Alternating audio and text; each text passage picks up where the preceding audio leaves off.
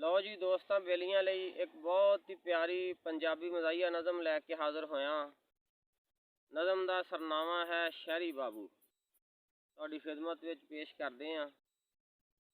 एक शहरी बाबू वाइफ नूं लैके पार्क दे विच जांदा। कंपनी ओनू बोनस दिता, खुशियां सी मनांदा। हथ बेगम दे हत्थां विच पा के गीत प्यार दे गांदा।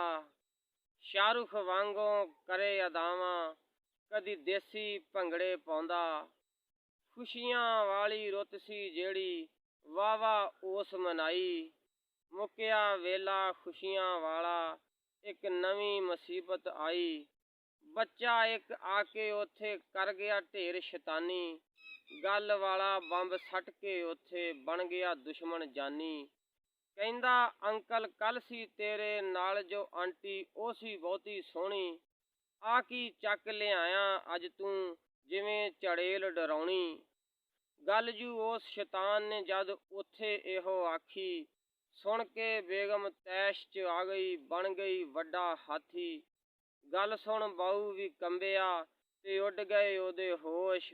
ਬੇਗਮ ਦੇ ਹੱਥ ਜੁੱਤੀ ਵੇਖ ਕੇ ਫੌਰਨ ਹੋਇਆ ਬੇਹੋਸ਼। ਬੰਦਾ ਡਿੱਗ ਪਿਆ ਦੇਖ ਕੇ ਉੱਥੇ ਇਕੱਠੇ ਹੋ ਗਏ ਲੋਕ। ਪਾਣੀ ਪਾਪਾ ਉਹਨੂੰ ਠਾਲਣ, ਬਾਊ ਅੱਖ ਨਾ ਖੋਲੇ। ਨਾ ਉਹ ਹਿੱਲੇ ਨਾ ਉਹ ਜੁੱਲੇ, ਨਾ ਹੀ ਮੂੰਹੋਂ ਬੋਲੇ। ਬੇਗਮ ਕਹਿੰਦੀ ਜਾਓ ਲੋਕੋ, ਇਸ ਆਪੇ ਹੀ ਉੱਠ ਹੈ ਪੈਣਾ। ਕੁੱਟ ਤੋਂ ਡਰਦਾ ਮਚਲਾ ਹੋਇਆ, ਇਹ ਹੈ ਬੜਾ ਸਿਆਣਾ। ਲੰਮੇ ਪਏ ਦੇ ਦੋ ਤਿੰਨ ਜੁੱਤੀਆਂ ਬੇਗਮ ਲੱਕ 'ਚ ਪਾਈਆਂ। ਉੱਬੜ ਵਾਹੇ ਉੱਠ ਕੇ ਬਾਊ ਨੇ ਘਰ ਨੂੰ ਦੌੜਾਂ ਲਾਈਆਂ। ਰਹਿੰਦੀ ਖੂੰਦੀ ਕਸਰ ਜੋ ਬੇਗਮ ਘਰ ਜਾ ਕੇ ਸੀ ਕੱਢੀ। ਹੱਡੀ ਪਸਲੀ ਟੁੱਟਣੋਂ ਬਚ ਗਈ, ਉੱਦਾਂ ਕਸਰ ਨਾ ਛੱਡੀ। ਢਿੱਲਾ ਜਿਹਾ ਹੋ ਕੇ ਬਾਊ ਘਰੋਂ ਬਾਹਰ ਫਿਰ ਆਂਦਾ। ਨਾ ਕੀਤੇ ਦੀ ਮਿਲੀ ਸਜ਼ਾ ਸੀ, ਪਾਰਕ ਜਾ ਪਛਤਾਂਦਾ। ਗੁੱਸੇ ਨਾਲ ਫਿਰ ਲੈ ਕੇ ਰਕਸ਼ਾ ਮੁੜ ਪਾਰਕ ਵਿੱਚ ਜਾਂਦਾ।